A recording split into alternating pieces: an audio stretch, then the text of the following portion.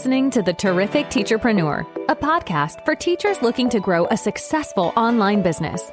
Your host, Alex, was able to transform her Teachers Pay Teachers store from a small side hustle into a profitable full-time business. She now helps other teachers do the same. Listen along for actionable tips and helpful wisdom about business and marketing as a teacherpreneur. Here's your host, Alex. Hello and welcome to the Terrific Teacherpreneur podcast. Alex here. Today, I'm going to be talking about product creation, so your product, but not really about the actual creation side of things. Like I'm not going to be talking about fonts and clip art or like the actual, well, not too much anyway, that kind of thing. This is more about the ideas behind products. So talking about which products you should be making next, but also how you can do some edits to your existing ones to fix them up if they're facing difficulties. And I'm basically going to tell you to stop making certain types of products because it's actually hurting you. I'm really hoping this helps if you've been struggling with sales. There's going to be some harsh truths in here, as always. It can be a bit harsh like that. But I think it's going to be really helpful when you start to think about the big picture of your store and how to fix some big problems you've got with your sales. And we're going to be really looking at why you might be having issues. And it's sometimes the actual products you have, like the types of products you have. And, and to some extent, there are some things that are just unfixable. Like you are going to have to let go of some products, accept that they're just never going to sell. There's going to be some kind of confronting realities there.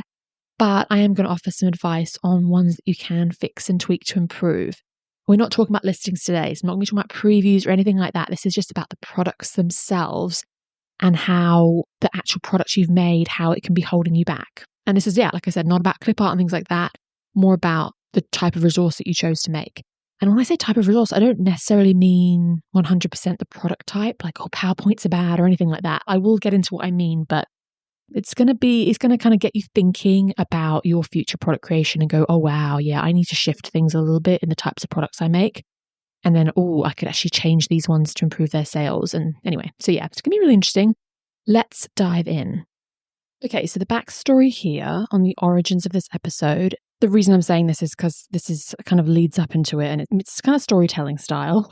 You'll get all the, information from this, but basically, I have this program for seasoned sellers called SFS, Secrets for Success. And I look at people's listings as as the coaching part of it, like giving feedback, that kind of thing. That's giving like a little glimpse into a small part of their store. But for some people, I do look at their whole store as well. If they want me to, I kind of take a glance at their data or I'm looking at their storefront, whatever. And there's a handful of people where I've seen some really hard, difficult things going on, like some really tricky trends and some explanations for why their sales are so low.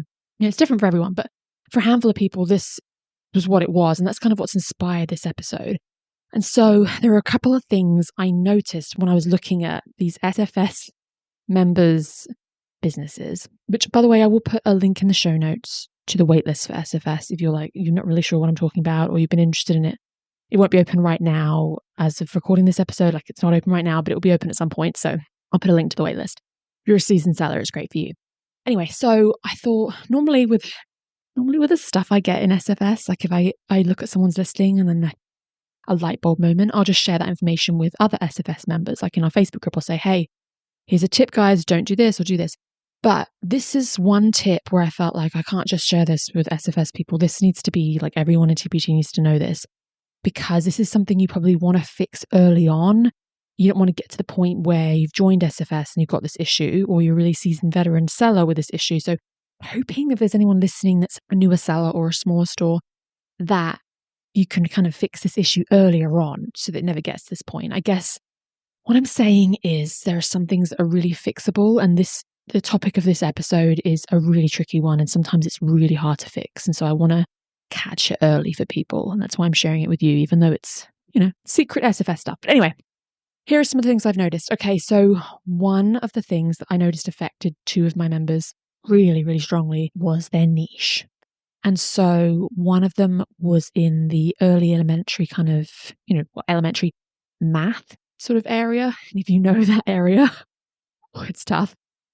Go ahead and type in addition worksheets onto TPT and oh my goodness, the amount of results on there. And the competition for some of these search terms for, your average kind of math stuff in that age range, the amount of people on the first page with like thousands of reviews, it's insane. So there was one person that, really struggled in that sense. And there was another person that was in the more ELA side of things. They had the same thing. They had some math resources for elementary too, really tricky. But they also had a lot of phonics stuff, and sight words and CVC and all that. And again, go onto TPT, put in stuff for CVC, like CVC worksheets or CVC game or whatever, or sight word game. It's insane. It's truly insanely competitive. And so this person was actually like kindergarten, first grade. Like if you know that niche, oh my goodness, it's competitive to the extreme.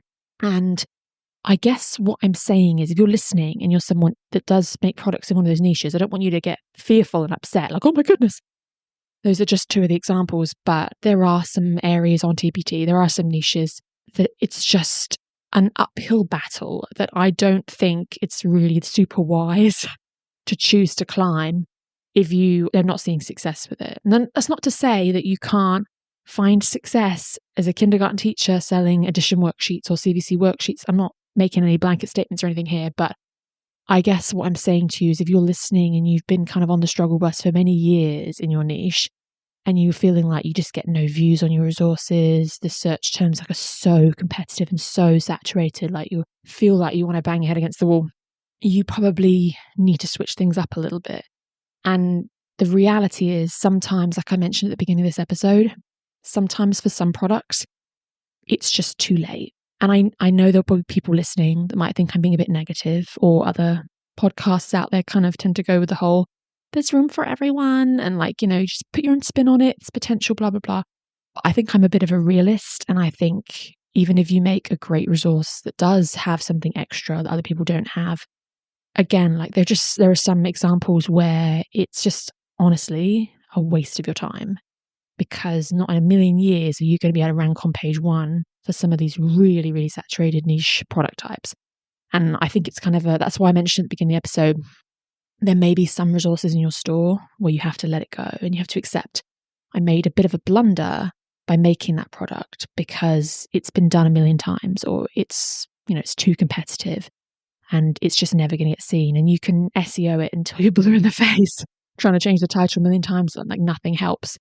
And that is a bit of a harsh reality to face. And that's kind of why I wanted to share this with everyone now, so that if you're a smaller or newer seller, you can kind of fix the problem early on, because there's nothing more heartbreaking than growing a business to the point where you get like 100 resources in your store and the majority of them facing this problem where it feels like a waste of time. They're just never going to sell because it's too competitive. I think that's just a kind of a harsh truth that we have to accept with some things. So that was one of the issues. And the other thing I noticed with another couple of people in SFS was people creating resources, not necessarily in like a saturated niche, but they were making resources that didn't really have a need. So this was kind of the opposite problem almost. Not saying that no one's ever searching for it, but just, sometimes less, almost like too low a search volume. Or, so there's like one niche that was just quite obscure. They realized that nobody was really ever searching for that. Another problem someone had was making resources that were quite cutesy and sort of fun and fluff, but with no sort of substance to them. And, if you make something that doesn't really have that educational value to it, it becomes more of a want than a need. So for example, let's just say you made this really cute little craft or something, but it just is just like just a craft. It doesn't really have any educational side to it. It's going to be quite hard to sell that to people because buyers are coming on TPT because they've got certain concepts they need to teach. And so there's a certain math standard that they need to kind of tick off. There's a certain, thing they need to teach in writing. And so that's why a lot of crafts and things you see on TPT are often writing prompts, or also they're a math craft teaching division or whatever. So, making things more educational. The good news about this problem is it's actually fixable, a lot more fixable, because you can go into the resource and make changes to it. That's what I hinted at the beginning of the episode when I said there are some things where you can actually fix it. You can go in and beef up a resource. You can add more content to it, add more rigor, add more activities or more educational content to kind of turn it around if that's something you've got going on. But then, there was another person that had a lot of not super popular. They were kind of putting a lot of things like boom cards, for example, that were really popular in like 2020 during COVID aren't as popular now. So sometimes it's important to face that reality. If you're someone with a lot of boom cards in your store and you're really struggling with sales, you need to kind of break it down and look specifically at the boom cards versus other product types and say, like, is this really making me any money anymore? Because, it might be fun to make them and you just keep churning them out every week. And sometimes you need to kind of press pause and go, whoa, turns out half my store is boom cards and nobody's really buying them. Sometimes it is kind of the product type in that sense. Sometimes another issue I saw with a member was seasonal content. Seasonal content is such a hit or miss thing. You can have an amazing seasonal resource that like goes viral or whatever, and it just does amazing for you. And, maybe it's an Easter product. And so in April, you make crazy amounts of money. So seasonal resources aren't like bad or anything like that. I wouldn't say there's anything wrong with making seasonal resources, but it can become problematic if the majority of your store is seasonal sometimes and you don't have a lot of strong evergreen bestsellers. And so your average month, like say March, if you don't happen to have some really best-selling St. Patrick's Day resource, that can be a bit of a dud month for you because you don't have another evergreen bestseller to hold you up. You're just relying on a bunch of St. Patrick's Day resources, but none of them are really selling well. And then, or even if they do sell well, then, come July, they're not selling for you anymore. Seasonal can be so hit and miss. It ebbs and flows. It could be bringing you a lot of money one month and then no money the rest of the year. Or it's risky because you make this resource, you put a lot of time into it, you throw it up there and then it just becomes a flop, like a worse seller. And then you don't get another chance for another year to try and fix it up and hope that it sells. It can be tricky like that. So having a lot of seasonal stuff can sometimes be iffy as well. So yeah, a couple of the members that, were really struggling, and I was finding there was some kind of trends in their store. Maybe they were in a niche in general that was super saturated, very, very competitive. They were making certain product types.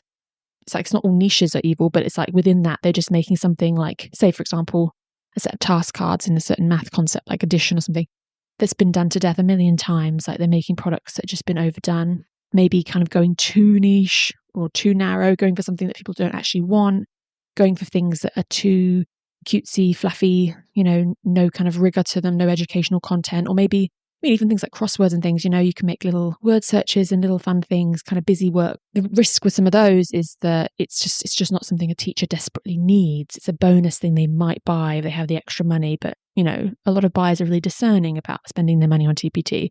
They're going to be a lot more drawn to things that are going to teach that certain subject area the whole year. They're going to buy some big curriculum bundle that has all these lesson plans. It's hit and miss whether they want that little set of cutesy Christmas themed crosswords or whatever. Do you know what I'm saying? So there's that too. But yeah, the fluffy stuff, the seasonal stuff, if you're going too seasonal, if you're going for things that used to do well that don't do well anymore, maybe you've got too much digital, too much boom cards, that kind of thing, and it's just not doing well since the COVID shutdowns. There can be a lot of different things going on. But overall, the scary situation to be in is to find that you have this large catalogue of resources and you have a majority of it falling into maybe one of those categories. And your entire store sales are just going to be quite dismal because you've got this like widespread problem. Those things I've mentioned, we all have them in our store. Like we've all got a seasonal resource. Maybe we've all got a bit of a saturated resource. We've all got a cutesy kind of fluffy resource. And it's fine when you have the minority of your store, a small amount of your store is those kind of things. It doesn't harm your sales in the long run. What I guess is the overall consensus for this episode, like the takeaway, is you don't really want to have the majority of your store being products that just are hurting your sales and just aren't bringing you money for all the various reasons I've mentioned. So I talked about the two options. There are some resources you have to just give up on. You have to accept you made a bit of a blunder by making something that's been overdone. Maybe you didn't research the market first. The other thing to keep an eye on, of course, is your data. Some people, and this is something, again, I've noticed with SFS members, some people make a resource, maybe it was fun or cute to make, whatever. They don't wait to see how it performs. They just go crazy making a million more like that, maybe a big, huge product line, or ends up that like a quarter of their store is that type of resource. They just having fun with it or whatever. I don't know. They go crazy with it. And then months or years have gone by and they look back and go, whoa, none of those are selling. If they'd realized that after making that first one and just go on, okay, I'm not going to do anything more like this, they could have moved on to something else. So data is such an important thing here. This is where you are about to make a product and you say, is this something that I've got kind of proof that could work? When you're a brand new seller, of course, you just kind of are, you're throwing spaghetti at the wall a little bit. You may use your first 50 products, whatever, you're making lots of different things and you kind of see what works. But once you do genuinely have some data to look at, really you should be saying, I'm going to make something that I've kind of got proof that is going to probably work for me. And you can see, look at your bestsellers in your store, look at which ones are getting views and converting higher and selling well, and simply make more of that. And if you've got something that's a worse seller, it seems really simple, but believe it or not, we don't often do this. You don't make any more of it. You stop making that thing if it's not doing well. It's actually one of the risky things with growing bundles. I got into that trap once where you kind of commit to making something and then you realize it's not really a bestseller and you still have to make like another 10 of them or whatever. But data is your friend here. Market research, of course, is the other one. Before you make any new products, I strongly suggest checking on TPT to see how saturated it is. And I know, like I said, it's negative. People are going to say, oh, well, if I had that attitude, I'd never make anything. Everything's been done. Of course, everything's technically been done, but there's a difference between being done and done to death. If you go on to TPT search, you're a high school teacher, you teach biology, and you go on there and you want to see, okay, look how many biology lesson plans are there? Like, people want to buy literally a high school biology lesson plan. What's the situation here? Guess what? There's going to be some on there. Of course there will be.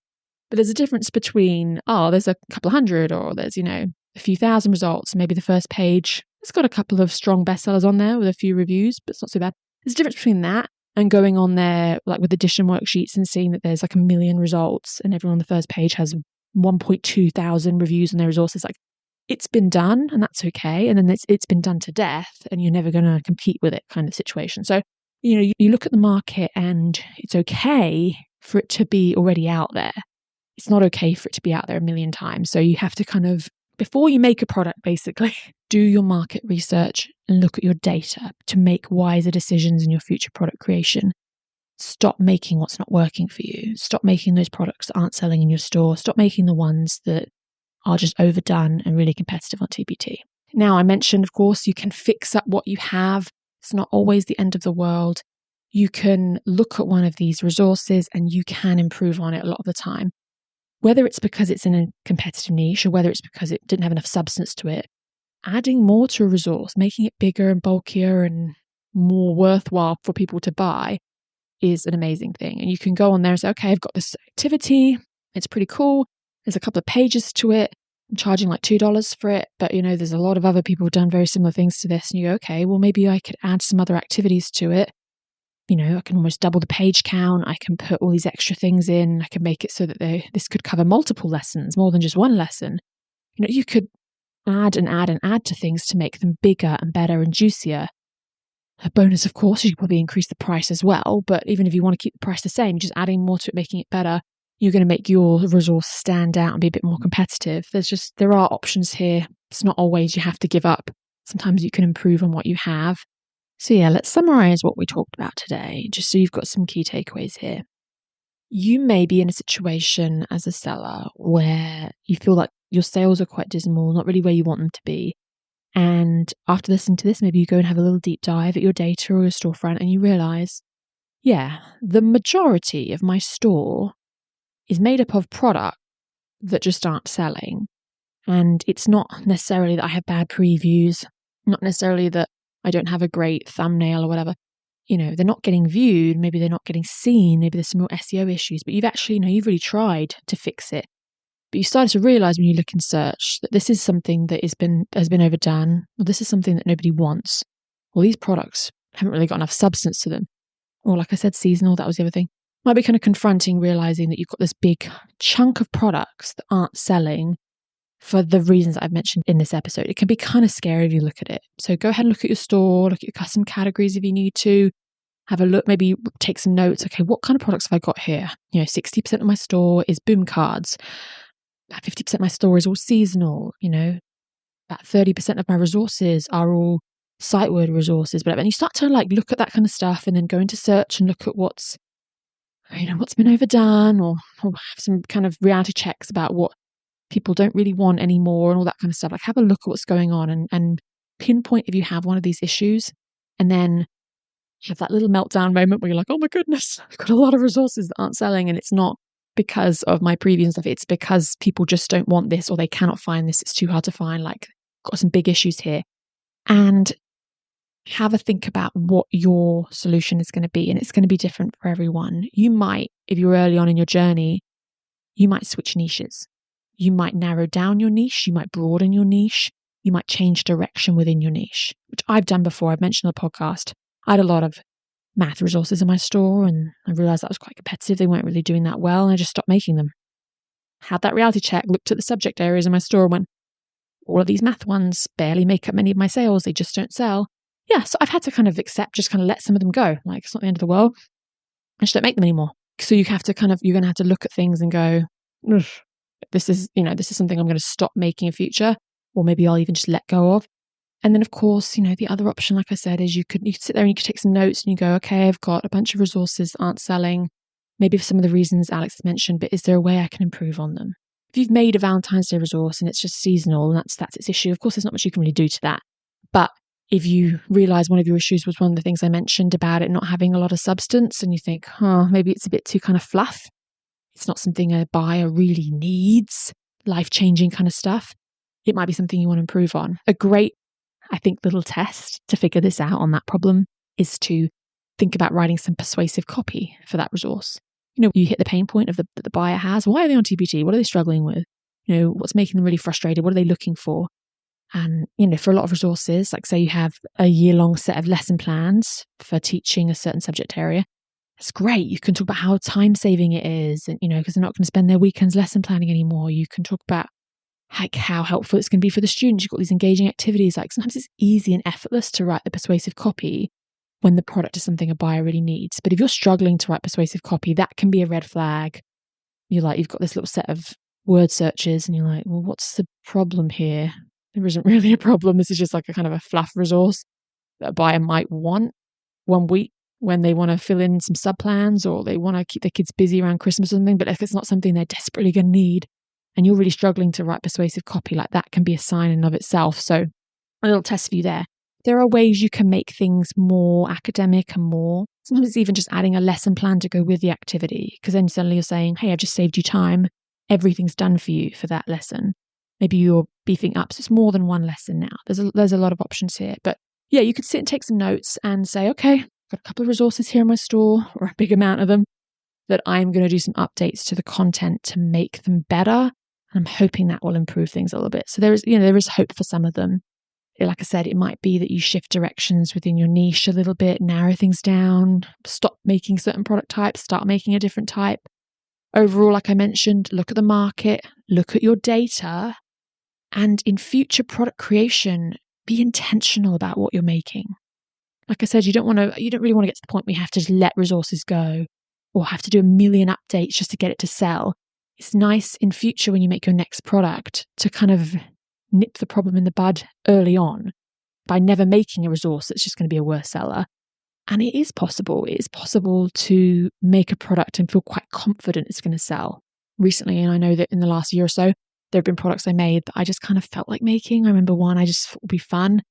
I think at the time, on some level deep down, I knew it was never going to be a bestseller. I knew it was a bit too kind of niche. People probably wouldn't be searching for it. It was a bit obscure. I made it anyway, of course, to this day, like it's a worse seller. There was another one where I put a lot of time and energy into it. As I was making it, I was like, I think I have a good feeling about this. I think I know this is going to be a good seller. I could just tell this would be so good for teachers. I was like, I would be buying this. I know I would. And it's you can get that feeling. And I think that is another thing to go with your gut feeling as you're making something. I think, you sit there and you think, oh, I just want to fill up my store with seasonal stuff. It might be kind of fun to make a Christmas resource. And you're like making this cute little Santa-y word search or craft or whatever. And do you get that gut feeling? This is going to be a bestseller. This is going to change my life. Like this is going to make so much money for me. Or on some level, you're just making it because it's kind of fun and cute or whatever. And then there's another one where you're writing these like really difficult lesson plans and you're doing this massive bundle that's going to change your teacher's life. And like as you're doing it, you're like, I know this is good. I know this is good. And I think that's the other thing as well. So when you're in the midst of making it or you're thinking about making it, really asking yourself those honest questions. Do I actually think this has the potential to be a bestseller? Like that's the question to ask yourself. Because I think if you're honest with yourself, another harsh truth for you, that won't always be the case. If I had asked myself that question every time I was ever creating a product, my store would be probably half the size it is now, because I would have just stopped making half of them. Because I think on some level, as I was making it, I think I knew. It was one of those ones I churned out in like a day or two. It was kind of a fluff product. And I think if I'd stopped myself, I would have gone, yeah, I think deep down, this is not bestseller material. This is not life-changing for a teacher. This is not a game changer. This is not going to be the thing that brings me thousands of dollars. I think if you are honest with yourself, sometimes you can catch yourself early before you make something. But yeah, I'm going to wrap this up. I have rambled on a lot longer than I thought I would. And I do apologize. Sometimes my podcast can be kind of rambly. I don't always go through like a really structured list of notes or anything like that. I go off on these little tangents. I'm just like sharing all my thoughts and feelings. I apologize. It's kind of just the style of this podcast. But I do hope there were some golden nuggets in this episode that really got you thinking. The reason this is powerful is because I think it's applicable to everyone. Yes, there are people like those members I mentioned of SFS that have this like big problem within their whole store. And literally not everyone has that. But I think on some level, all of us have that with some of our products. So even if this is not a big problem in your store, the things I've mentioned today are probably something that apply to some of your products. I know it applies to some of my store. And it's just something to have in the back of your mind when you're making your next product or doing your next product update and going, I might listen to what Alex said, because I think there's some changes I can make here that would improve my sales based on the products I'm creating. Anyway, I really hope this has helped. Like I said, I'll put a link in the show notes for the waitlist for SFS. But if you're a beginner seller, like very much in your first year, SFS is probably not going to be for you. That's much more for seasoned sellers. I have a beginner course that's much better for people that are newbies in their first year. I'll put a link to that as well in the show notes. My TPT beginner course, that's open all the time. So you can always check that out if you're more in your early days. But yeah, go into product creation with intention and, fix the ones if you can that you already have. And I think it's going to make a really big difference to your sales. Have a terrific day. Thank you for listening to this episode of The Terrific Teacherpreneur. If you're enjoying the show, please feel free to rate, subscribe, and review on your preferred podcast listening platform. We really appreciate that effort. Come back for more actionable tips and helpful wisdom in the next episode with your host, Alex. Until then.